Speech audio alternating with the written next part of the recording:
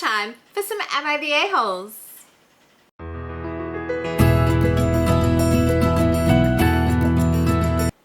Welcome back to my YouTube channel. Thank you so much for joining me today.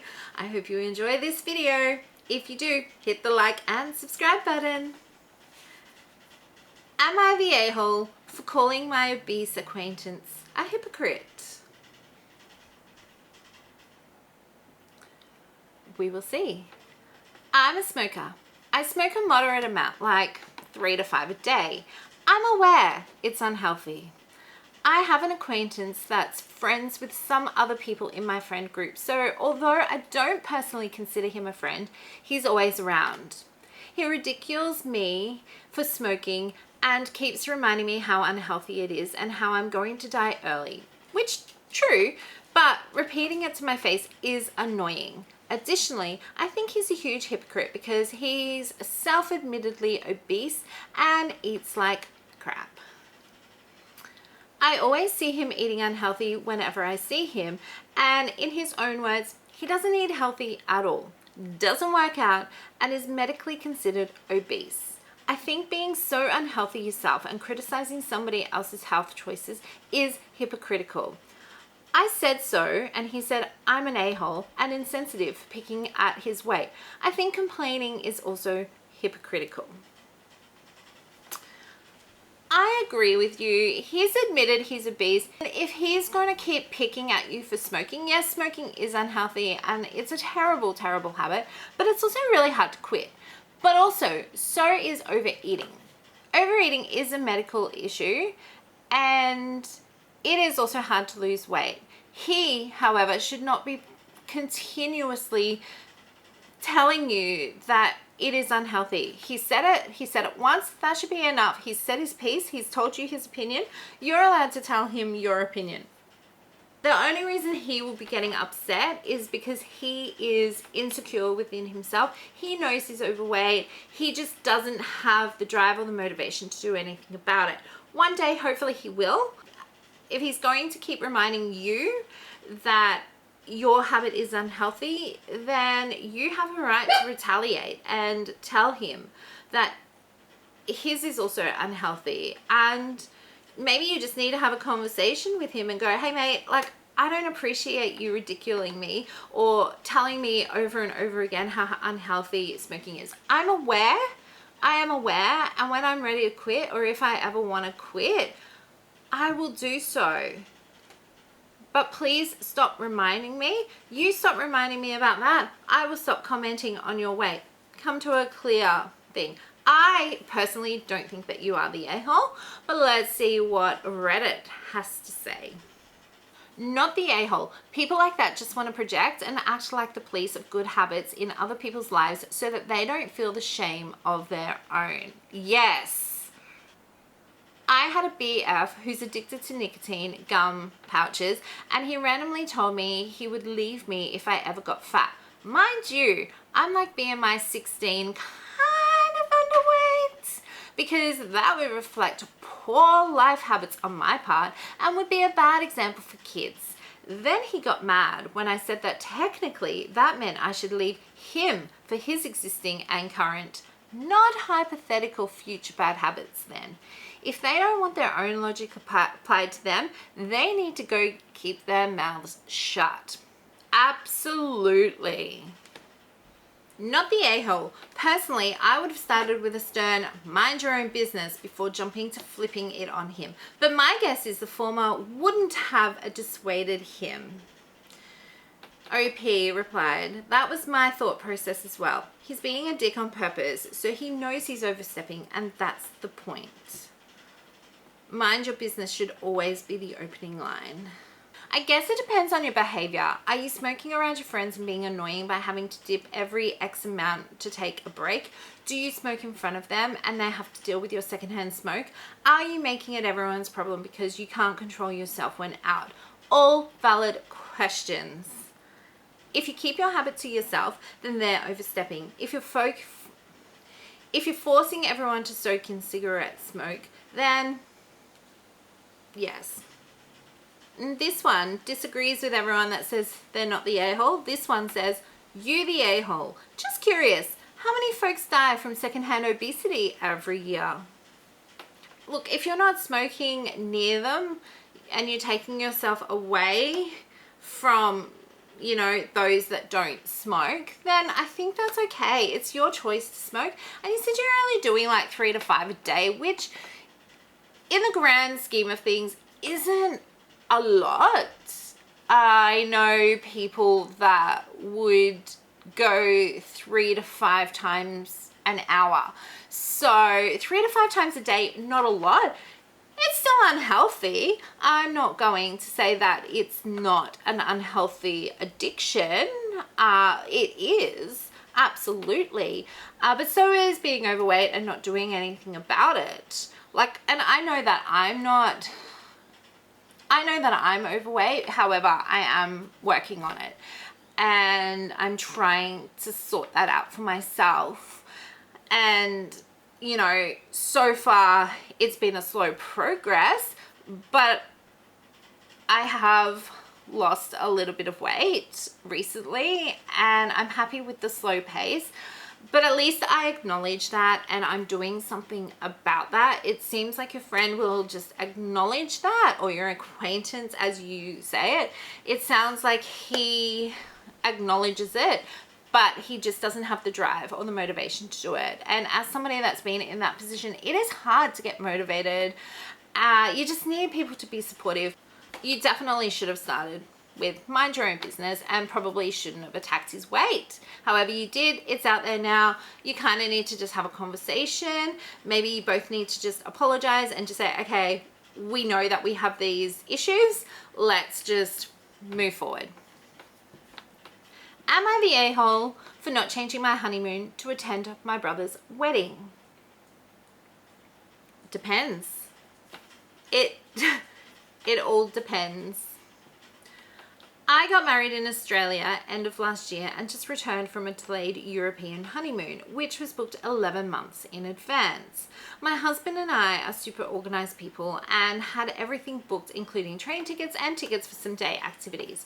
My brother, who lives in Europe, traveled to Australia for my wedding. It was the first time he has visited home and seen our father, who cannot travel for health reasons, in 5 years. I sent out save the dates 18 months in advance for my wedding.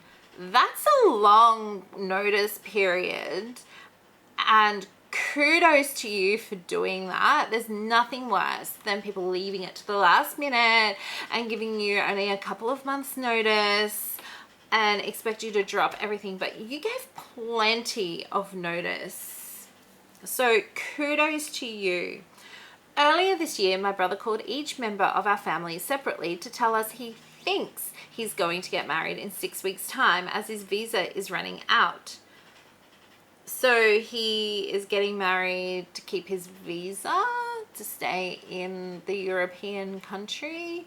Is he doing an illegal wedding? He's been dating his girlfriend for a little over a year. Okay, all right. So he's been committed to someone for a year at least. So not out of convenience. The wedding is not out of convenience and a need so that he can stay in the country. So seems like it's not an illegal wedding. I said that he should not worry about the visa and organize a wedding so that family can make it. The phone conversation was a bit bamboozling for me, to be honest, with all the visa requirements mixed in with picking a wedding date. He mentioned they can have a reception during my honeymoon in August so that I can make it.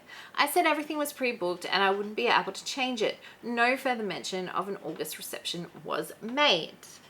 He ended up having a May courthouse wedding without friends and family, had a reception a month later in June, which was organised around my mum's pre-planned holiday to visit him, and then was planning another European wedding for summer 2026 that everyone could make. He announced a date for next year's wedding, and my husband and I made a commitment to attend. Okay.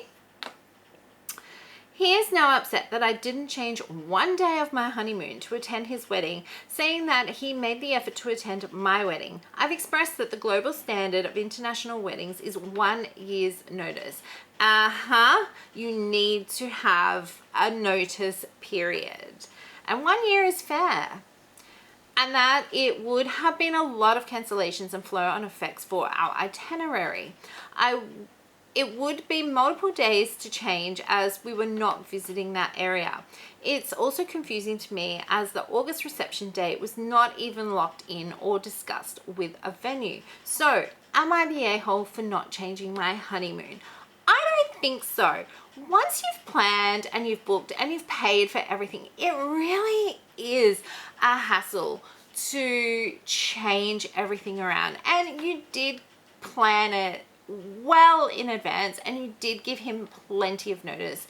It's not like he's giving you the same amount of time. He's giving you, what, 6 weeks notice for a wedding, you said?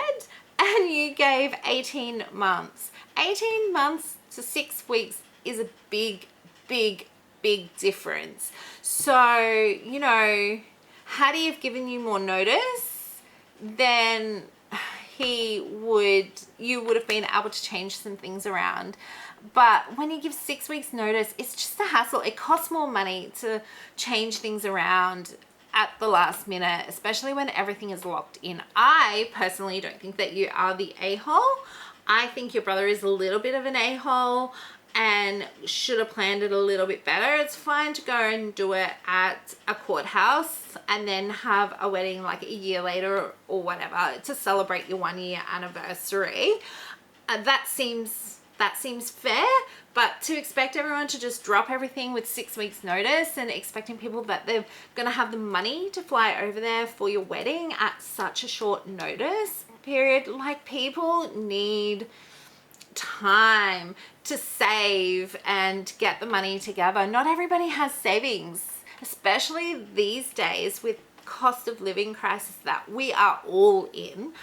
It's people can't just drop everything and, you know, just bail at the last minute and go attend a wedding. Like, I think have the courthouse wedding and then say we're going to have our wedding reception on our 1 year anniversary. Give people enough time. Let's see what Reddit has to say. Not the a-hole. Even if it wasn't your honeymoon, he should be happy you were spending money to fly out in 2026. Exactly. Not the a-hole. Your brother is a twit though. Not the a-hole. You had plans well in advance. He can't expect you to drop them just like that. Not the a-hole. You had a scheduling conflict, an expensive one. He doesn't get to invite you with little notice and expect you to rearrange his life to suit him. Trust me on this one because I have been in the exact same scenario, except mine was a long planned holiday with a friend, not my honeymoon. Not the a-hole. You planned your wedding and honeymoon well in advance. Just because your brother seems to think that his desire for a spur of the moment courthouse wedding overrides your long held plans, no. No, it doesn't. They got married so he could get a visa. I wouldn't worry about future parties until they actually happen. Not the a-hole. Not the a-hole is an organized person with having everything all set so far in advance. He's got to be out of his mind to think that you would change anything to accommodate his wishy-washy maybe plans at the last minute. I'm sure you would have loved to have attended his wedding, but under those circumstances, I don't think so. So, Reddit agrees with me. You are not the a-hole. This is your friendly little reminder to subscribe. My husband wanted a divorce until he lost his job. Am I the a-hole to follow through with filing? I'm going to say no. I haven't read this, but straight up with that subject, I'm going to say no, you're not the a-hole. If he wanted a divorce, he can't back out of it. So you have the guts to follow through with it. Let's read it though. My husband, 34 male, and I, 38 female, have been married for 6 years, together for 9. We have had our ups and downs, but the biggest down is how he speaks to me. I just had our son 1 year ago. When I was 10 months postpartum, he was telling me I am fat and lazy and all I do is take care of the baby and work.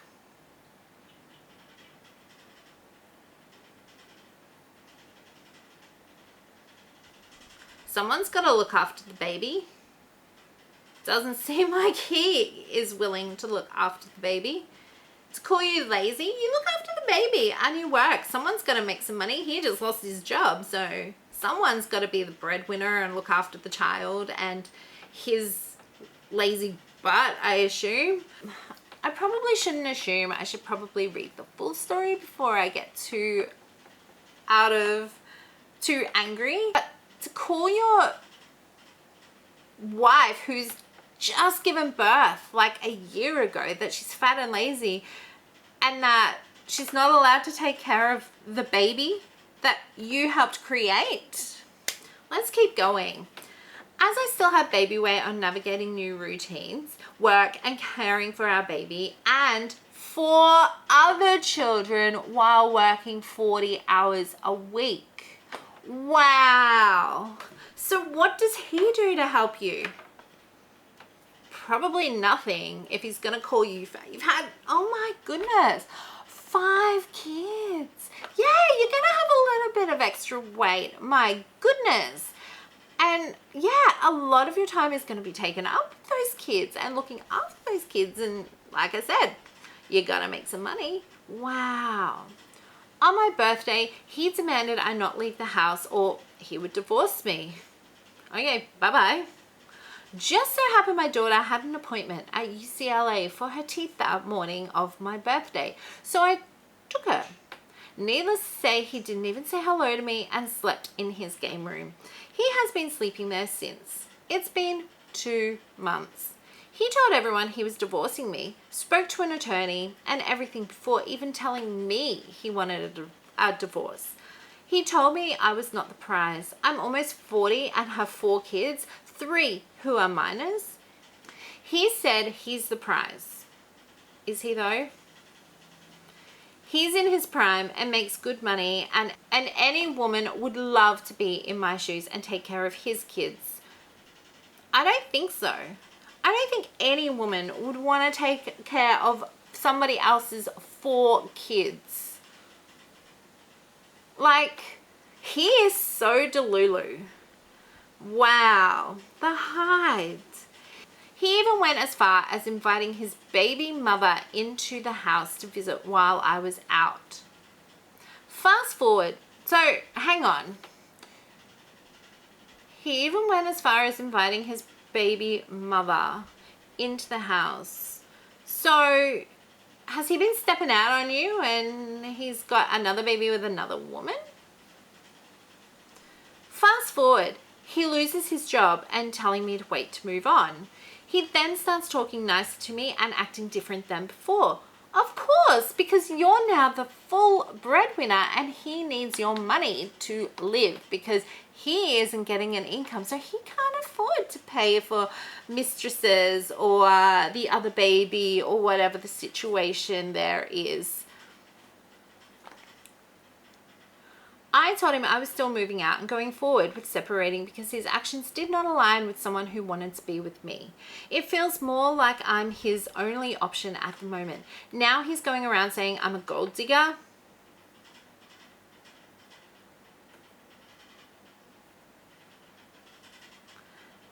And leave as soon as he loses his job. He's saying he wanted to try to make it work, but I am the one choosing to leave to all his family and friends. So, am I the a-hole for following through with what he initiated even after he's lost his job? No, girl. Run. Run. Get out of there. Take the kids. Go. Go. You deserve so much better. Wow. What a piece of work he is. Wow. Wow.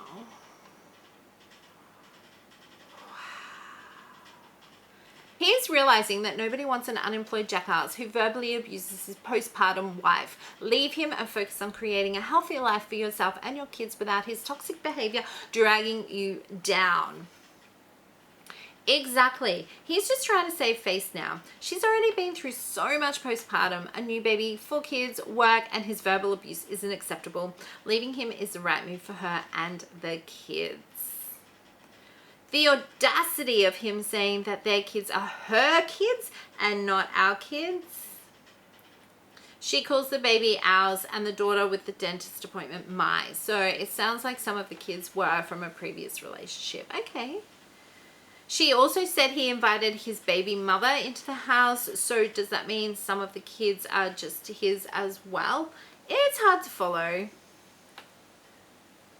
Yeah, it's clear as mud which of the 4 are his and which are hers. There are 5 altogether and the baby is theirs. She should absolutely get in touch with a lawyer to get her own and get advice about leaving, getting finances separated and one of them moving. I suppose it would depend on whether they lease, if they both signed, or if it's a co-owned house. If it's co-owned house, sometimes you have to suck it up until you can force a sale or buyout. As he's sleeping in the game room, at least they aren't sharing a bed. On another thread, she said 2 are hers from prior relationships, 2 are his from prior relationships, and 1 is theirs. Okay, all right. Thank you for clearing that up. That makes sense. So the baby mother that he's inviting in is the mother of the 2 children that is out of the 4. Okay, I get it. I don't think you are the a-hole, and I think you need to run. Get out of there.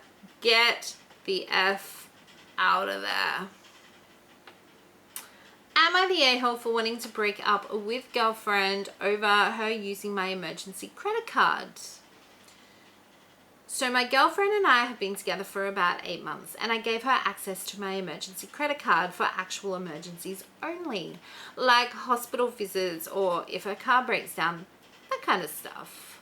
Well, that's nice of you. Well, last week I checked my statement and there's a $400 charge at some fancy restaurant I've never heard of. Turns out she took her friends out for a birthday dinner and decided my emergency card was fair game because she was short on cash. I don't care about the money because I won a bunch last week on Stake US, but still.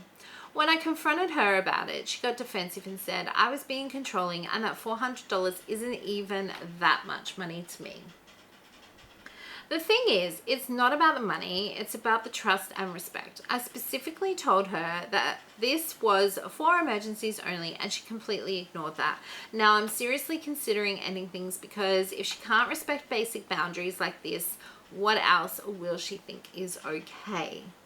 I think you're not the a-hole. I think you set clear boundaries when you gave her the emergency card. I think your girlfriend is an a-hole for not respecting those boundaries that you put in place.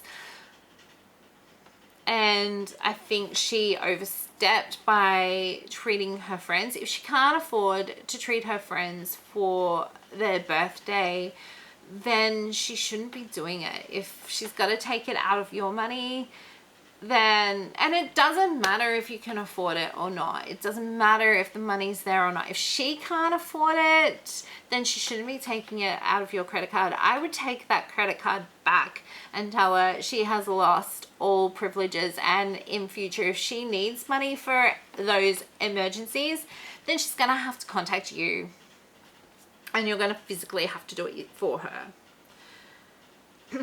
Not the a-hole. Emergency has a meaning. She did this as a test. In my opinion, she failed. Absolutely. Stealing crosses a line. Exactly. It is definitely stealing. Just because you have access to that card, the rules were it was for emergencies only. That was not an emergency. So technically, she stole from you. Stealing crosses a line. You've already seen her true character right there, OP. When I confronted her about it and she got defensive and said I was being controlling, it's worse than just stealing. It's stealing and attempted gaslighting of the victim of said thread. Wow, the fact that she claims he's controlling when it's literally his money.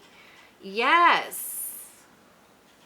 The sin isn't spending the money, it's a mission. She should have fessed up for the payment posted and offered to pay him back. Assuming he wouldn't notice or care is pretty bad. But you should cut her loose. For me, true love is about trust, but also sharing money. Absolutely. Get your card back. And I have my dad's credit card for bills because he lives in my house, so I often pay the bills. And when he wasn't paying any rent, he used to pay the bills instead of paying rent, and it was a great compromise. So I have a credit card attached to his account so that I can pay bills, and if I can't afford anything, I generally don't buy it. But if for any reason I need to use this card that isn't for a bill, I will always call him and say, hey, is it okay if I use your credit card? It's going to be this much. I will send you the money when I can. And he's often telling me, you know, like if big things come, like if big bills come up or anything, and he's always like, just use my credit card, you can pay me back when you're ready. Not that I ever have to, but it's nice to know. But I think you need to either get your credit card back, or you need to set a rule in place that she needs to call you before she uses the card. No ifs, buts, maybes. But honestly, in my opinion, I think she has just stolen from you. She's gaslighting you, and you need to kick her to the curb, and you need to find somebody better that is going to respect your boundaries and your rules. Just get the card back. You are not the a-hole. Well, that is all we have time for. Thank you so much for joining me. I hope you enjoyed that video. If you did, please don't forget to like and subscribe. I really would appreciate it. Thank you all so much.